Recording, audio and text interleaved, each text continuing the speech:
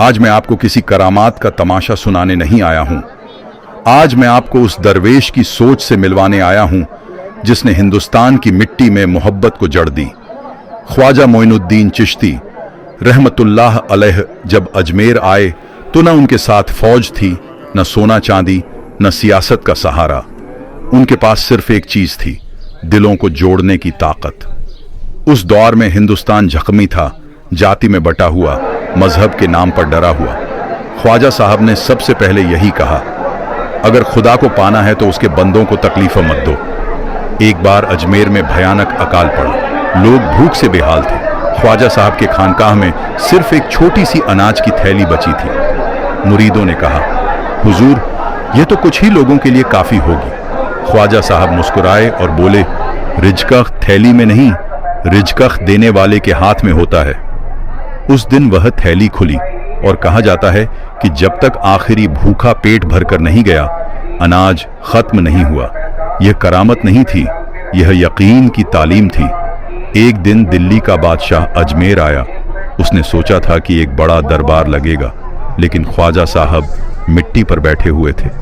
बादशाह ने कहा, कुछ फरमाइए। ख्वाजा साहब ने सर उठाया और कहा, अगर तुझे खुदा की रहमत चाहिए तो पहले तू अपनी आवाम पर रहम करना सीख।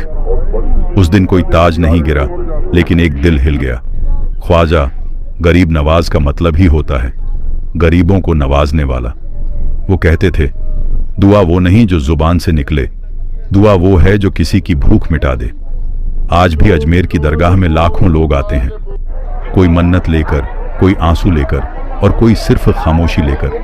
यहाँ करामत आज भी होती है, लेकिन आग बनकर नहीं, नूर बनकर। यहाँ नफरत गल जाती है, अहंकार टूट जाता है और इंसान इंसान बन जाता है। ख्वाजा साहब ने कहा था, जो मेरे दर से टूटा हुआ आया वो जुड़ कर जाएगा। इसलिए अगर आप अजमेर जाएं तो सिर्फ मांगने मत जाइए, कुछ छोड़ कर भी आइए, अपनी नफरत, अपना घमंड और अपनी जिद। यही ख्वाजा गरीब नवाज। आइए अब हाथ उठाइए।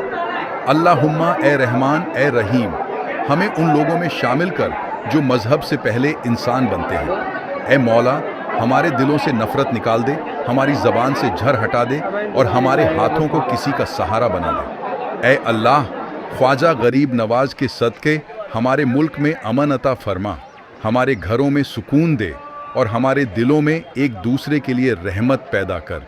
जो बीमार हैं उन्हें शिफा दे, जो परेशान हैं उन्हें राहत दे और जो भटके हुए हैं उन्हें सही रास्ता दिखा। रब्बना तक़ब्बल मिन्ना इन्नका अंत समीउल अलीम। आमीन या रब्बुल आलमीन।